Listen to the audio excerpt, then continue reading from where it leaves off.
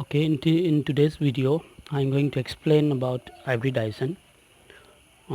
This class is specially for NEET students preparing for NEET competition. Okay, what is in this video I'm going to explain about hybridization of simple inorganic and organic compounds. Actually, I'm giving some example of organic compound also. Okay, hybridization is nothing but it is the intermixing of atomic orbitals to form an equivalent number of hybrid orbitals. For example, S is an atomic orbital, P is an atomic orbital. When S and P atomic orbitals overlap, they form a hybrid orbital called sp hybrid orbital. And here conservation of atomic orbitals is valid, means when two atomic orbitals overlap, the hybrid orbital, this is one hybrid orbital, the hybrid orbital form will be also equal to 2, means two sp hybrid orbitals will be formed when one s and the one p orbitals overlap. Okay, similarly when one s and the two p orbitals are overlap, they will form three sp2 hybrid orbitals. Similarly, this sp3 hybrid orbitals will also be 4, since number of atomic orbitals is 4. In this case, sp3d hybrid orbitals will be 5, since atomic orbitals is 5, 1s, 3p and 1d. Similarly, we can have sp3d2 hybrid orbitals when 1s and the 3p and 2d orbitals overlap. Okay, now what will be the formula to calculate hybridization? Let me write the formula here. Hybridization can be calculated for simple inorganic compounds, actually not for complex one. That is hybrid orbital, number of hybrid orbitals can be calculated by this formula, that is v plus m plus a minus c divided by 2.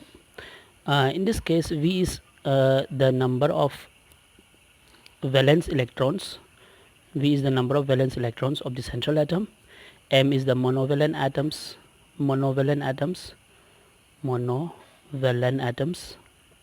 attached to the central atoms, and a is the anionic charge, and the c is the cationic charge. Okay, now if we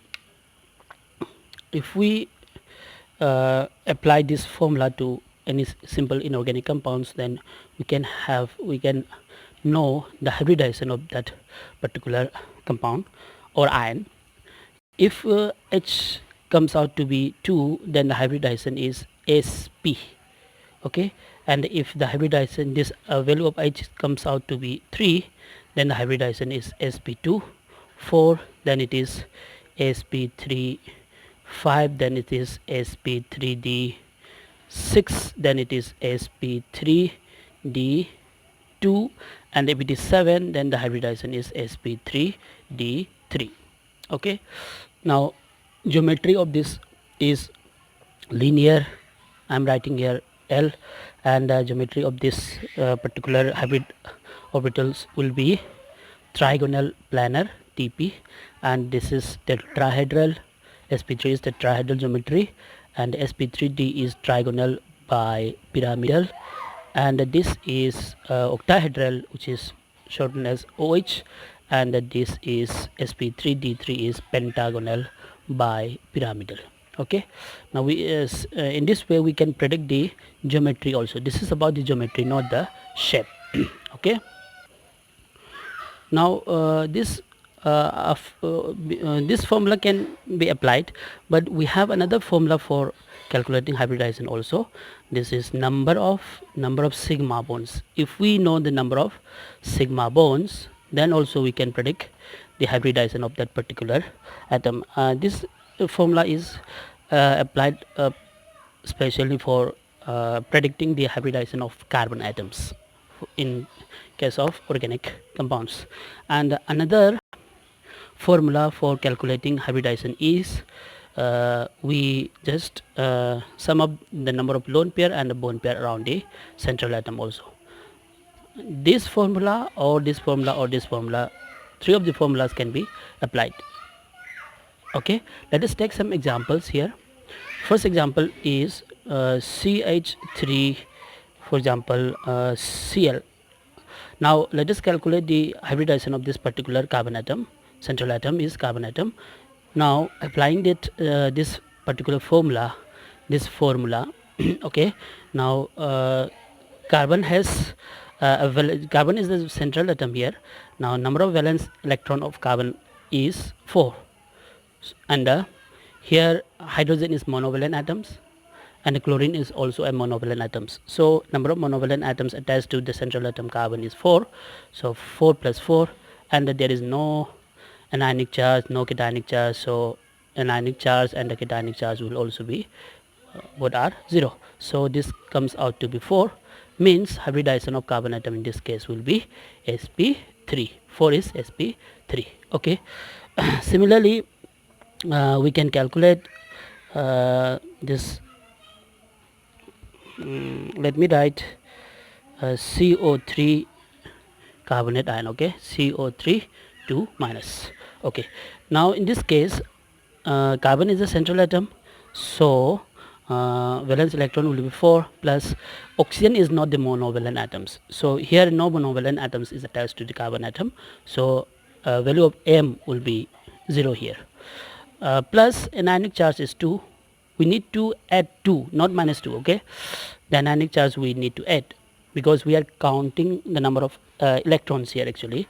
So anionic charge is 2, so we need to add, no cationic charge is there, divided by 2, which comes out to be 3, means hybridization of carbon in carbonate ion is sp2. Very simple. Okay, now let us take another example. Third example is SF4, for example. Here sulfur is the central atom, number of valence electrons electron of sulfur is 6, plus F is a monovalent atom, so number of monovalent atoms in this case is 4, anionic charge is 0, cationic charge is 0, divided by 2 is equal to, this comes out to be 5, I think. Okay, 5 means hybridization value of H is 5, hybridization is sp3d. sp3d. Geometry here is tetrahedral, geometry here is trigonal planar, geometry here is trigonal bipyramidal. Now let us take fourth example. Let me write the formula, this ion in this case IF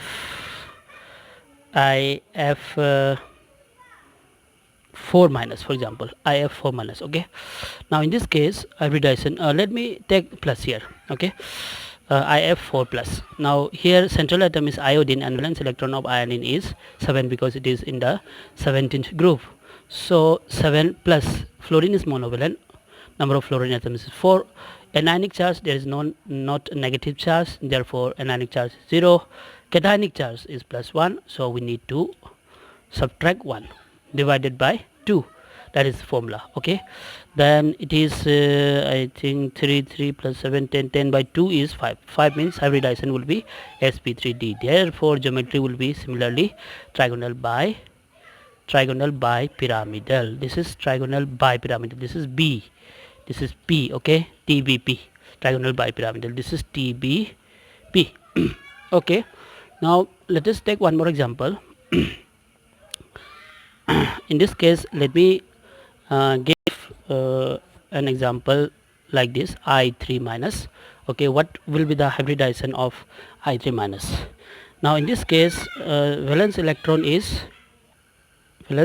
of iodine, one of the iodine atoms will be treated, this is similar to I2 minus. Okay, I3 minus can be written as I2 minus. Out of the 3 iodine atoms, 2 will be treated, one will be treated as well central atom and another 2 will be treated as the terminal atoms. Okay, so Iodine atom has a valence electron of 7, plus monovalent atoms is 2, and the anionic charge is plus 1. 1 is to be added, and no cationic charge means minus 0 divided by 2. This comes out to be again 5, which means hybridization of iodine in I3 minus is sp3d. Okay, geometry will be again TBP, but the shape is different.